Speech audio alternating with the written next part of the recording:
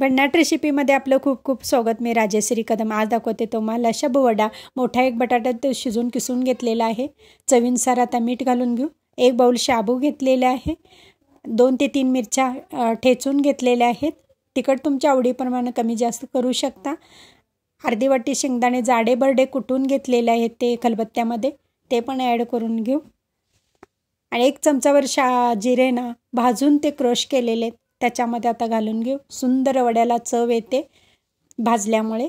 आणि कोथिंबीर जर तुम्ही उपवासाला खात असाल तर कोथिंबीरसुद्धा घालू शकता. आणि व्यवस्थित असं पीठ मळून घ्यायचं. आणि बटाटे जर लहान असतील तर 2 किंवा 3 घेऊ शकता. मोठा होता म्हणून मी 1च घेतलेला आहे. आणि जेवढ्या आकारात तुम्हाला ते वडे बनवायचे आहेत तेवढा गोळा घ्यायचा. हातावर असा पातळ थापवून घ्यायचे ते वडे. आणि खोबऱ्याच्या चटणीवर एकदम मस्त लागतात. तेल पण आपलं गरम झालेलं आहे. आता ते तेलामध्ये सोडून दोन्ही बाजूनी मस्त क्रिस्पी भाजून घ्यायचं.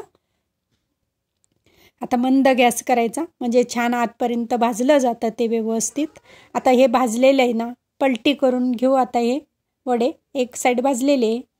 आणि माझी रेसिपी व पदार्थ आवडल्या चॅनलला सबस्क्राईब करा, बेल आयकॉन दाबा, लाईक करा, इतरांना शेअर करण्याचं विसरू नका. तसेच कमेंट करण्याचं विसरू नका. आपल्यासाठी अशीच नवनवीन पदार्थांनी तोपर्यंत धन्यवाद. आता हे भाजलेले वडे आपण आता ताटामध्ये काढून घेऊ. एकदम मस्त क्रिस्पी तयार झालेले आहेत आपले वडे. खोबऱ्याच्या चटणीवर गरमागरम मस्त लागतात. चला तर मग